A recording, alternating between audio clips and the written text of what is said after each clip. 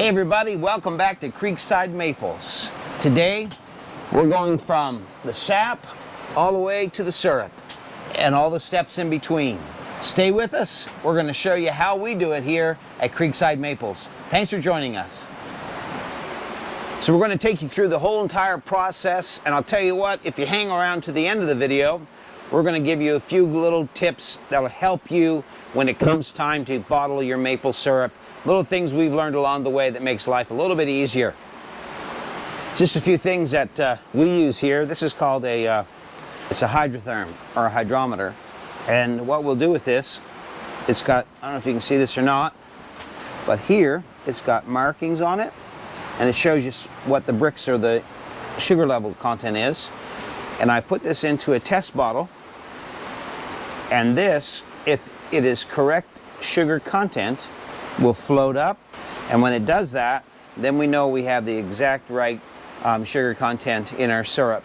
Now, one thing I have found is that a lot of times people trust their thermometer, which is okay, and when it hits 219, they take their syrup or their sap off. The problem with that is I have found that most times that you have to take it usually to 220 to 221 to get this hydrotherm to work. I trust the hydrotherm more than I do the thermometer. So I keep an eye on it with the thermometer, and when it hits that 219, 220 threshold, that's when I get the hydrotherm out and I get my test bottle out. I'll show you that. And I fill it full of syrup, and I just carefully put that in. And if it's not up to where it needs to be, it'll still sink. But if it's got the right sugar content, it'll literally float up to where I want it. And that's how we use the hydrotherm. So this is our finisher here. We got about probably, I don't know, that much syrup in it, somewhere around there. And so I'm just keeping an eye on the temperature. And right now, we are at 211, 14, 16, 17, 218. Yeah, we're holding right about 219 degrees Fahrenheit. Yeah, we're 219. So that's where most people would take it off. And if you like really thin, runny syrup, then that's fine. But for most people around here, they like that little thicker, darker syrup. They don't like it looking watery and real kind of light golden. And so we leave it on to 220 to 221 Fahrenheit, watching it all the time, checking it with the hydrotherm, and we'll do that in a few minutes. But I know for here, this sap, there's no sense of me testing it with the hydrotherm until I get to 220 to 221 degrees my syrup. And once I get there, I'll fill the hydrotherm bottle up and we'll take a check on it. Where do you get a hydrotherm if you're new at this? Well, you can buy them at your, I don't know, like co-ops. You can get them online. Amazon sells them all day long. They're about anywhere from $28 to $35, $40. When we filter this, which we're going to do here in just a few minutes, it'll be the fourth time we filter it because we don't like that sand and all that stuff in our bottles. Sometimes you get a little bit, but a lot of times, if you filter it enough times, it's a slow process, but it'll give you better syrup. This is our evaporator pan. It's all one pan, but there's two baffles in it. The syrup starts here, it comes out of here, and it's warm. And I can control the flow of it here, how much I want coming out at a time. And then from there, it begins to heat up and warm. And then it'll flow into here, where it'll begin to boil in this pan. And then it'll flow forward. As it thickens, there's holes in the baffle in the bottom corner. And that will, through osmosis, it'll begin to flow all the way to the front, finishing part of the pan where we let it boil and get down to usually about 215 to 216 degrees. And we check the sugar content, and then we draw it off through a filter and into another pan, and then put it into our finisher where it boils until we get to 220. So that's kind of how we work it here. We're set up here to filter here in just a minute. I don't know about anyone else, but I always take my filters and I put warm water over them. That way I find the syrup filters through a warm filter easier than just a cold filter.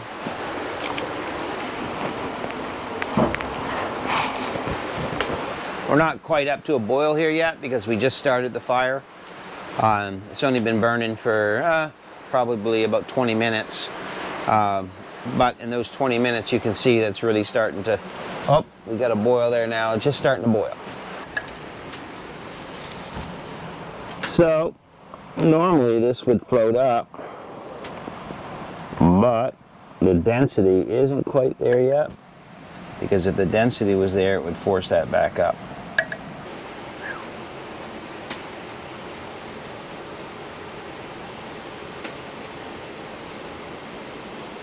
Yeah, we're at 220, so I'm just going to let that boil a bit while I get the filter ready. We're going to wet the filter, warm it a bit.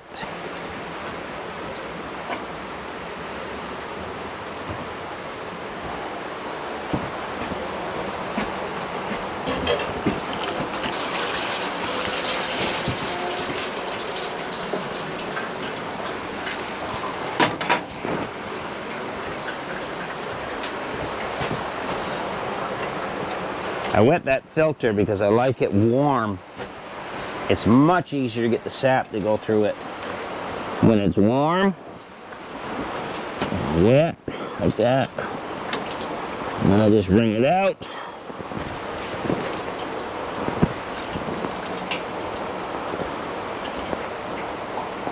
And people wonder, does that add water to my sap? No. Because I wring it all out, there's not enough even to worry about.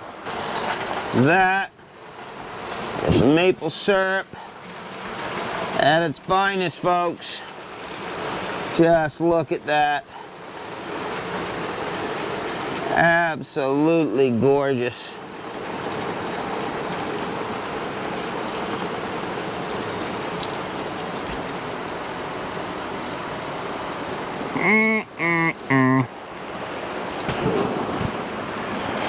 Now we use an extra heavy thick filter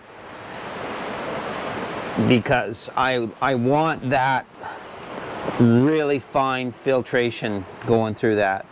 It takes a while longer for it to drain down through, but if you be patient, it will drain, and that will give you that beautiful syrup that has no sand in it after it settles.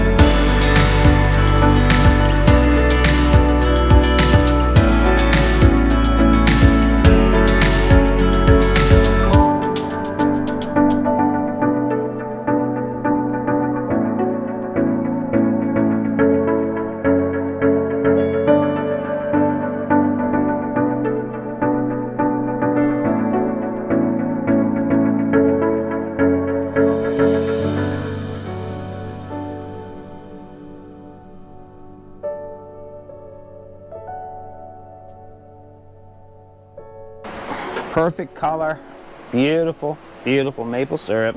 And we've got a whole lot more coming. Hopefully you can see all that. That's how we do it here at Creekside Maples. This is what it's all about. This is what we work for days and days for. This is from the boil to the bottle. That's what we're doing. But this is perfect syrup. Beautiful. Perfect texture. Color is perfect. Yep. And it's clear, nice. So we got a bunch more coming there.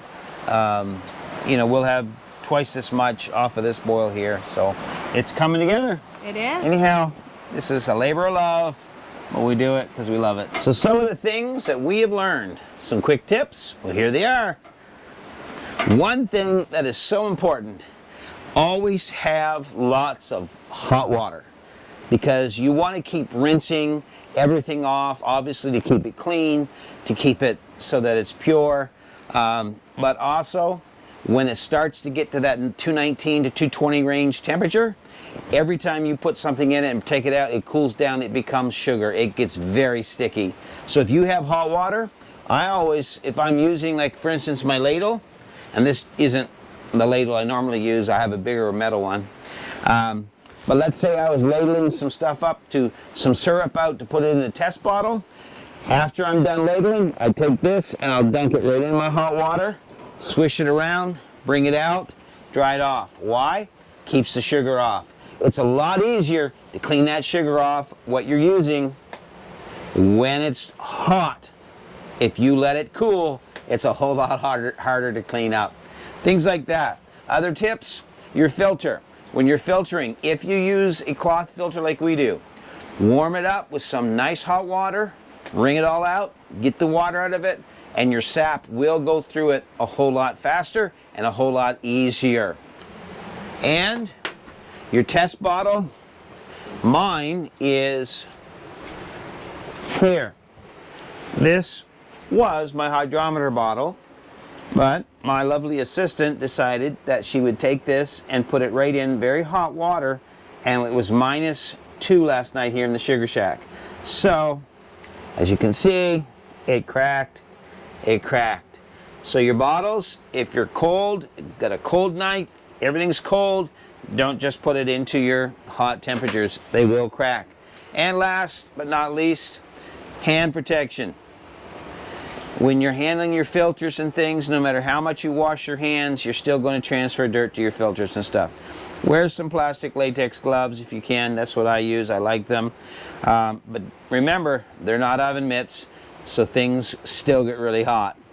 But to keep the sugar off your fingers, great idea. Thanks for watching the video. Appreciate everybody out there. Thanks for supporting our channel, Creekside Maples Homestead. We'll see you on the next video. Oh, I got some pancakes waiting and some hot syrup. See ya.